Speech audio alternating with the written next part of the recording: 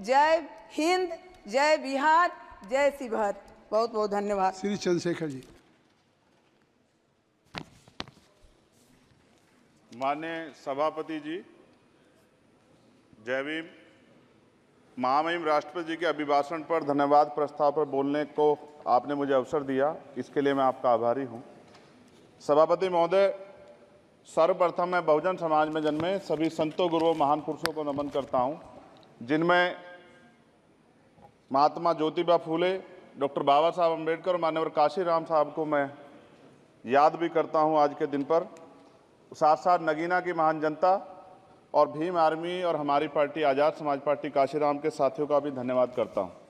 इसके बाद अपने कुल गुरु जगत गुरु सदगुरु रविदास जी महाराज को भी मैं नमन करता हूं, जिन्होंने दुनिया को लगभग 600 साल पहले बेगमपुरा शहर के रूप में दुनिया का सबसे महान लोकतांत्रिक दर्शन दिया। अध्यक्ष महोदय, माननीय सभापति जी, 14 अगस्त 1947 को ये देश अंग्रेजों के अधीन था। 15 अगस्त 1947 को हम लोग आज़ाद हुए। 16 अगस्त 1947 को देश आज़ादी में था, लेकिन धन धरती राजपाट में बंटवारा नहीं हुआ। जो साधन संसाधन थे उनमें बंटवारा सही रूप से न होने के कारण एक बहुत बड़ी आबादी सुविधाओं से वंचित और सम्मान से वंचित रह गई। उनको सम्मान देने के लिए और अंतिम व्यक्ति तक सुविधाएं पहुंचे, इसके लिए लोकतंत्र की व्यवस्था हुई। लेकिन आज़ादी के 70 साल बाद भी हम कहाँ खड़े हैं, इस पर ये चिंता का विषय है। मैं मानता हूं कि सामाजिक न्याय तभी होगा माननीय सभापति जी, जब जातीय जनगणना पूरी होगी और जातीय जनगणना कराई जाएगी और साथ साथ संख्या के आधार पर आरक्षण जो है वंचित वर्गों का बढ़ाया जाएगा। उसके साथ साथ जब राष्ट्रपति जी अभिभाषण पे बात रख रही थी तो उन्होंने शहरी और ग्रामीण क्षेत्रों के विकास की बात कही और ये भी कहा कि दुनिया में सबसे उत्तम शहर हमारे यहाँ बने। लेकिन माननीय सभापति जी, 70% आबादी तो गांव में निवास करती है, तो गांव की आबादी के बारे में भी सोचना होगा कि उनका जीवन कैसे बदले। माननीय सभापति जी, उच्च शैक्षणिक संस्थानों में बहुजन समाज के जो छात्र हैं उनके साथ कास्ट एट्रोसिटी हो रही है, निरंतर उनकी हत्या हो रही है। साथ साथ जो सरकारी कर्मचारी हैं दफ्तरों में, उनके साथ भी जो SC ST OBC और मुस्लिम और अन्य धार्मिक अल्पसंख्यक, उनके साथ भी माननीय सभापति जी जातिगत और धार्मिक जो है शोषण किया जा रहा है। इसलिए मेरी मांग भी है कि पुरानी पेंशन को भी अध्यक्ष जी बहाल किया जाए। जो कर्मचारी देश की सेवा में लगे हैं उनका भी सम्मान होना चाहिए। साथ साथ सभापति जी, भाजपा ने चुनावी लाभ के लिए सबका साथ सबका विकास के नारे दिए जो खोखले हैं, क्योंकि 10 साल में दलित, पिछड़े, आदिवासी, मुस्लिम और अन्य धार्मिक अल्पसंख्यक के जो अत्याचार हुए हैं वो किससे छिपे हुए नहीं हैं। ये गलत है, ये बंद होना चाहिए। सभापति महोदय जी, महामहिम राष्ट्रपति जी के अभिभाषण में निजी क्षेत्रों में SC ST OBC को रिजर्वेशन देने का कोई उल्लेख नहीं हुआ है, जो कि आज चर्चा का विषय, क्योंकि 98% प्राइवेट सेक्टर है, 2% सरकारी सेक्टर है, तो 98% प्राइवेट सेक्टर में भी हमारी हिस्सेदारी की बात होनी चाहिए। माननीय सभापति जी, आशा कार्यकर्ताओं, आंगनबाड़ी वर्करों, भोजन माताओं के वेतन वृद्धि पे भी कोई उल्लेख नहीं हुआ है, वो भी अभी नंगे, उन पर भी सोचना पड़ेगा। माननीय सभापति जी, जिस क्षेत्र से मैं चुन के आऊँ नगीना से, वो बहुत पिछड़ा क्षेत्र है। उस क्षेत्र में कोई विशेष आर्थिक पैकेज नहीं दिया गया, रोजगार की सेवाएं नहीं है, नौजवान पलायन करता है। IIT, IIM, एम्स, केंद्रीय विद्यालय आदि शिक्षा में और चिकित्सा संस्थानों की स्थापना होनी चाहिए, जो कि नहीं है। और माननीय सभापति जी, मानसून सत्र आ गया है, मेरा क्षेत्र बाढ़ से बहुत प्रभावित है, इसलिए मैं आपसे आग्रह करूंगा कि वहां के लोगों को बाढ़ से निजात दिलाई जाए। माननीय सभापति जी, चीन हमें आंख दिखा रहा है और लगातार हमारे देश की सीमाओं में घुसपैठ कर रहा है, इसलिए अग्निवीर योजना को हटाकर पुनः सेना भर्ती शुरू की जाए और साथ साथ भारत की सबसे प्राचीन व बहादुर रेजिमेंट में से एक चमार रेजिमेंट को पुनः बहाल करा जाए, ऐसा भी मेरा आपसे आग्रह है। माननीय सभापति जी, पिछले सारे प्रधानमंत्रियों ने मिलकर जितना कर्ज लिया है उससे दुगना कर्ज हमारे वर्तमान के प्रधानमंत्री जी ने लिया है। किसान अगर अपना कर्ज माफ कराने के लिए जाता है तो लाठी झेलनी पड़ती है, जबकि सरकार ने धन्ना सेठों का 15 लाख करोड़ रुपया माफ किया है।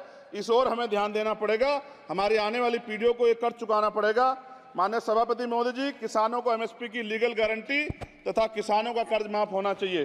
साथ साथ 2 अप्रैल 2018 को SC ST के बच्चों पे बहुत बड़े पैमाने पे मुकदमे लगे थे, वो हमारी लड़ाई सही थी, ये सुप्रीम कोर्ट ने माना और बाद में सरकार ने माना, वो मुकदमे तुरंत वापस होने चाहिए। माननीय सभापति जी, प्रेस जो है उस पर भी शिकंजा कसा जा रहा है।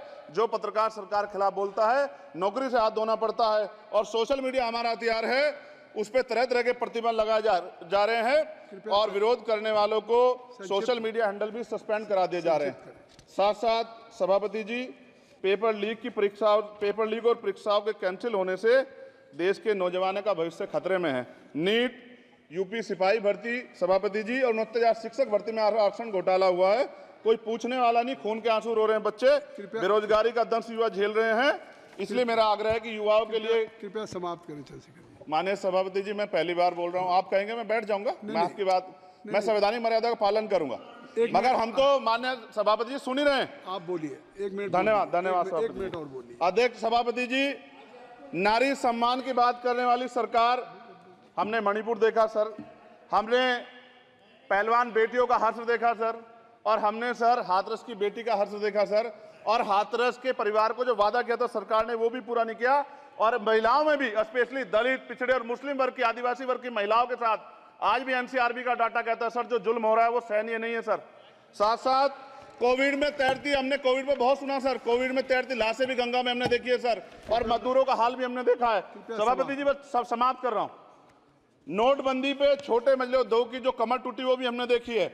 सभापति जी, शैक्षणिक संस्थानों, विश्वविद्यालयों में, चिकित्सा संस्थानों में ओबीसी एसटी के योग्य अभ्यर्थी को एनएफएस करके जिस तरह निकाला जा रहा है, लेटरल एंट्री करके जिस तरह हमारे रास्ते बंद किए जा रहे, ये भी हम देख रहे हैं सभापति जी।